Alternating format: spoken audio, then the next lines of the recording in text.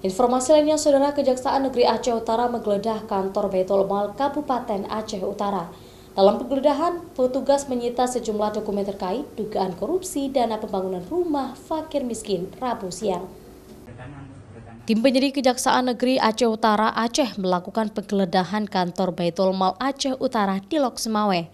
Penggeledahan dilakukan petugas kejaksaan sejak Selasa kemarin terkait adanya dugaan korupsi pembangunan rumah senif fakir dan senif miskin pada Sekretariat Baitul Mal Kabupaten Aceh Utara tahun anggaran 2021 senilai 11 miliar lebih. Penggeledahan tersebut dipimpin langsung oleh Kepala Seksi Tindak Pidana Khusus dan Kepala Seksi Intelijen Kejaksaan.